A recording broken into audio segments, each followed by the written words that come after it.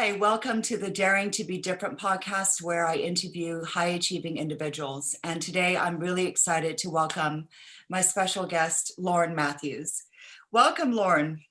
Thank you. It's great to join you today.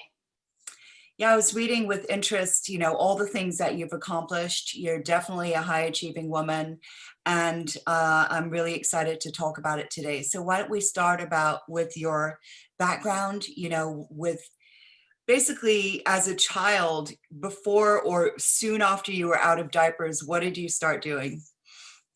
Yeah, so my parents were both very athletic, and very early on, they wanted to get me involved with sports, and they thought that was a great foundation along with the academic studies. So my dad got me on the snow skiing at 3 years old, and really enjoyed that growing up. We skied several times a week, and it built a foundation for me of being able to deal with cold weather and just all kinds of different scenarios. I remember driving up in snowstorms and blizzards and having to put up with a lot when I was younger to enjoy that sport. And I look back on it now, it's like, man, the things I did when I was little. But I loved skiing at an early age. And then, the competition, my competitive element started to come out. And so my dad thought around 10, he's like, hey, we should get you into racing. So I got into ski racing at around 10 years old. And I was actually a little bit late to the racing scene. A lot of kids started a little bit earlier than me, but I had a lot of time on the snow. So that was to my benefit. So got started in the racing and absolutely loved it. Had some catching up to do. Actually started homeschooling at that point, so I could train a lot, be on the mountain a lot, be able to travel and do what I needed to do to compete at those events. So ski racing really shaped me. There was so much that went into that, between doing my own schoolwork, studying in the evenings when my friends were out playing, and trying to get my week's work done from Monday, pack it all into Monday through Wednesday, knowing I was going to be on the road and traveling and racing toward the end of the week. So just a lot of dedication and time that went into that. I love the sport itself, the speed element, and I also love the technical element of ski racing. It was not only the speed, but a lot of technique, and I loved all the events from slalom all the way to downhill. So I got everything from the speed to the really short technical turns. And I'm basically a year difference from Lindsey Vonn. So I raced along Lindsey Vonn all the way up to 18 or so when I wrapped up my career, and had a number of different wins at the junior Olympic level, the FIS level, and then got to the point where I was earning World Cup points. And about 18, I kind of wrapped that up and kind of was on to some other new endeavors at that point. Yeah. Let's go back to, how did you realize, when did you realize that you were good enough to compete? I think a lot of it was a mindset. I wanted to. I loved it. I loved what I did. I saw the competition on TV. I saw what they did. And I was like, I can do that. I'm on the snow. I got this. And so it was really kind of a bring it on element. Mm-hmm. That's amazing. And how was it racing against Lindsey Vonn? It was great. She was a great competitor, really tough, very good at a young age. And I was able to get ahead of her on a few of those races, but she was a tough competitor. There were a lot of really good girls out there at that level. And it really pushed me to drive and train and have that mindset to push through everything from the training days to the difficult weather conditions and the travel. And it shaped me so much into bringing all of that and all those skills into the rest of life. Yeah, I mean, you actually need those kinds of people to push you further. Mhm. If you're around mediocre people, you're not really going to push yourself to the next level. But if you have some fierce competitors, it really makes you want to work harder, For sure. and to, strive ahead. So yeah, that's definitely a mindset thing. No, that's interesting. So then what did you start doing in the summers to help prepare you for the winters?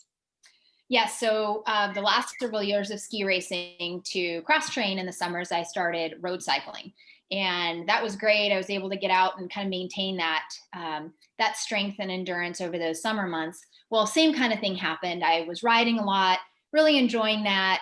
kind of the competitive aspect started to come up. It's like, all right, well, maybe I should try some races. That would be fun. Mhm. And so I jumped into some races and that started going really well.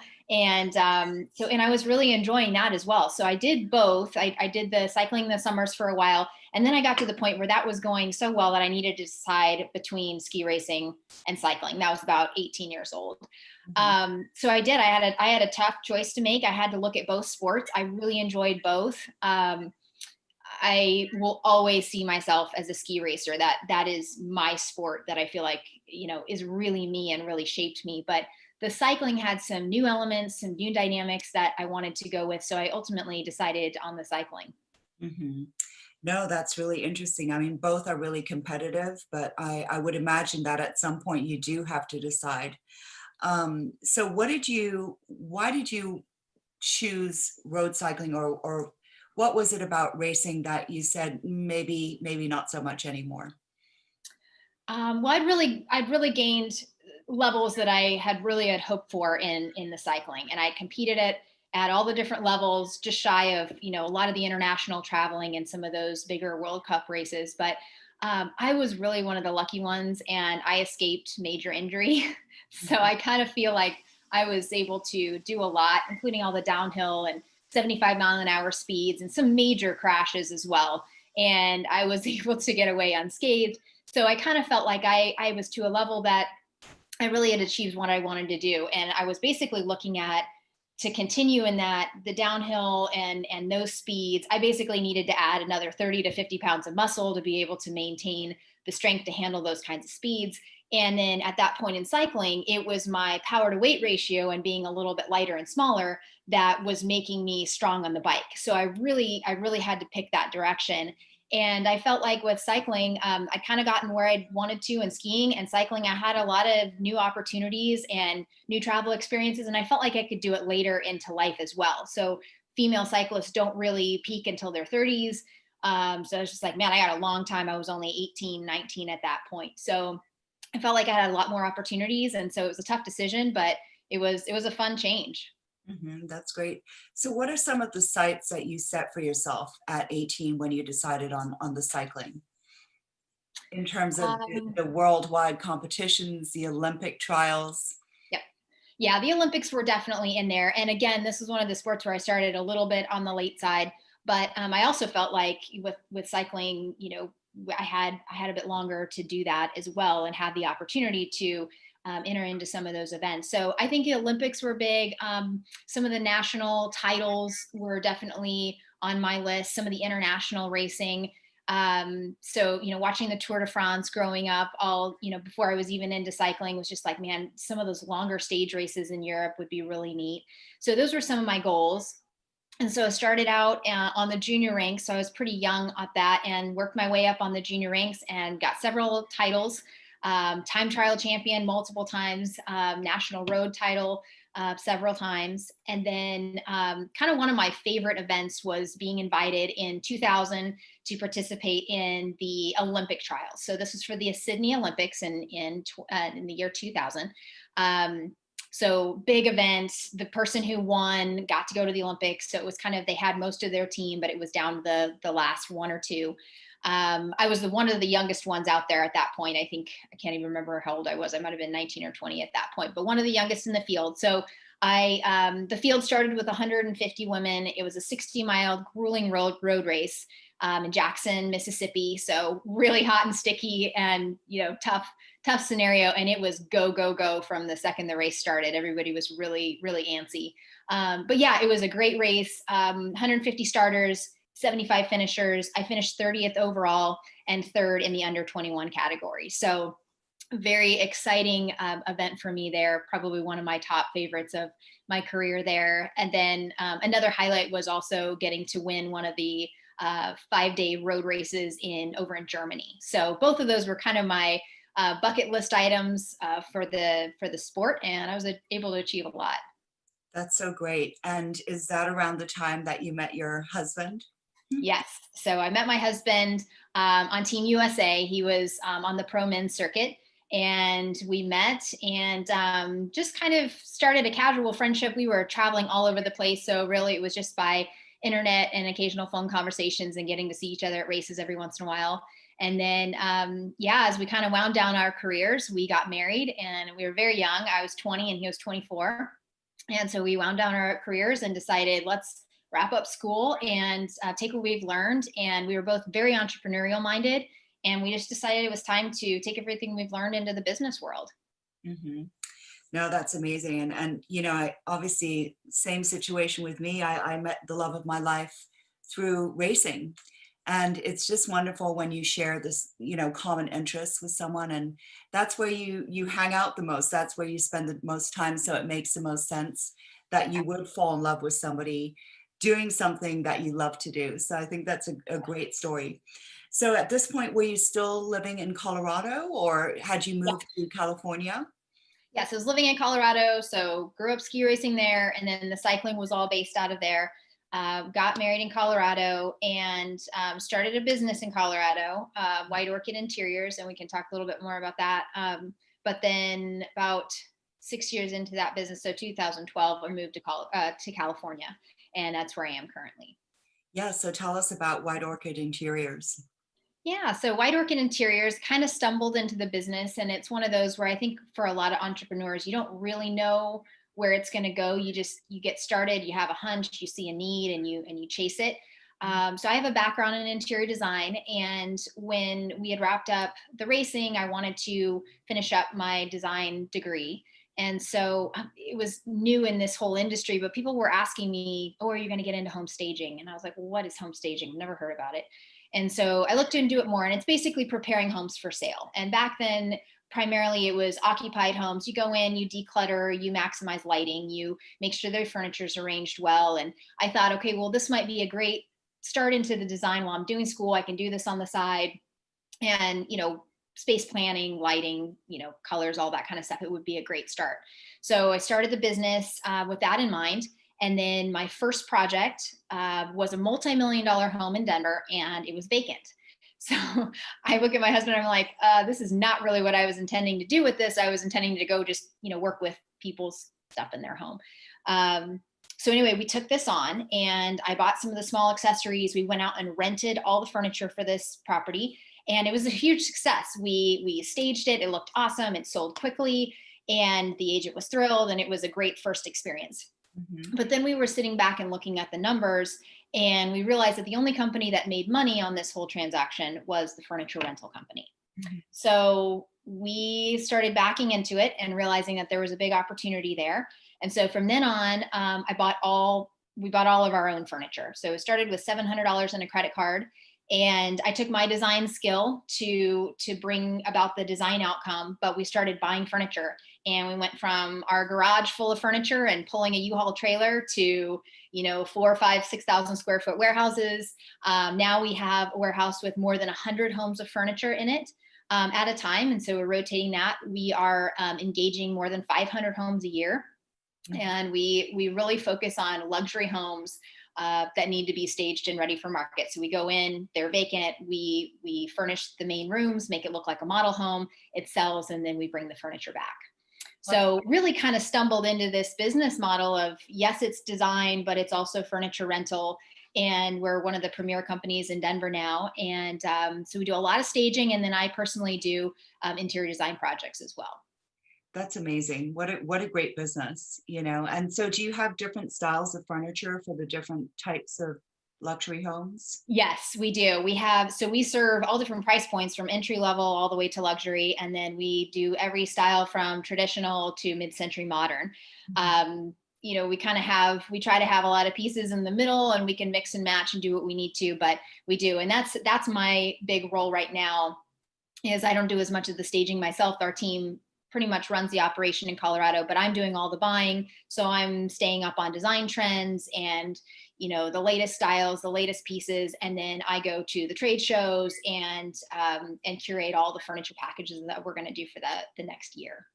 That's exciting. Yeah, it reminds me of when I was with Neoteric Luxury, my old company, where we designed and made furniture, but we made it in our factory overseas in Indonesia and Philippines. But yeah, going to all the shows and, seeing all the same faces, it's, kind of something that we miss this year, don't we? Yes. Oh, for sure. For sure. Yeah. No, that's wonderful. So what made you move to California?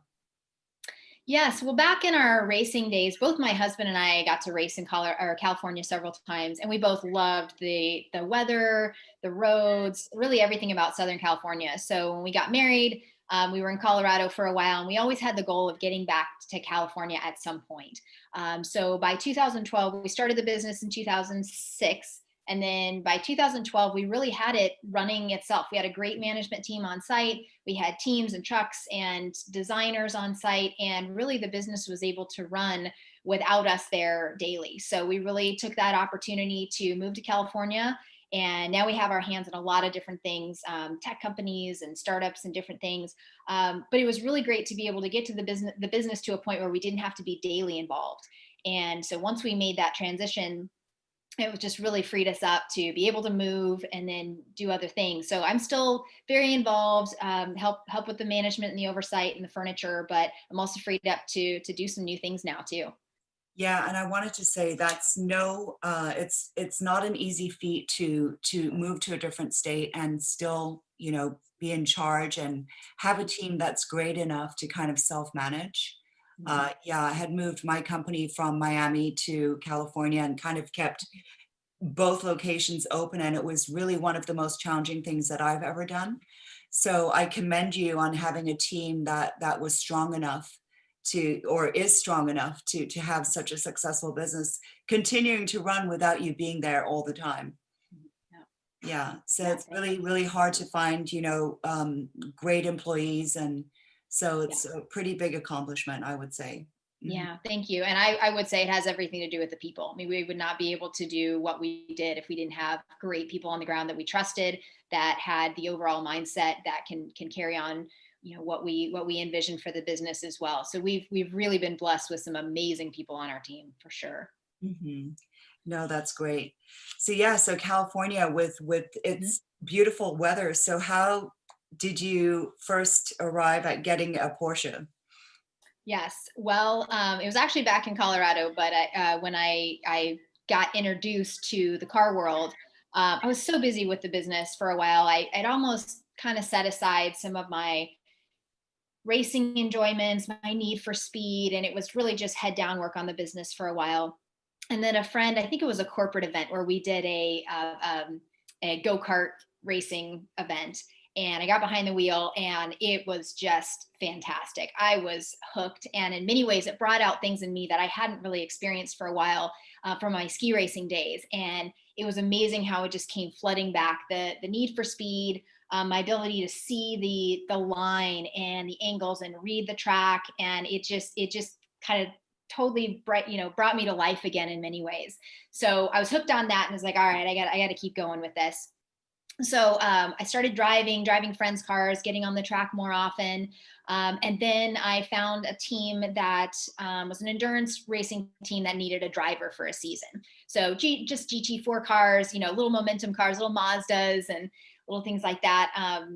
But it was super fun. And I got to travel the summer in endurance races. So we were doing mostly 12-hour events, and Mhm. we'd have four drivers, and so we'd rotate through with hour and a half stints in the car.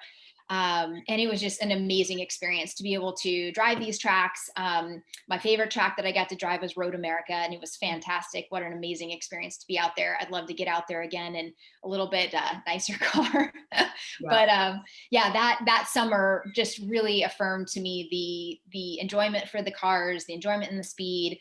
Every time I got to get into a Porsche, it just really stood out to me. The handling, the performance.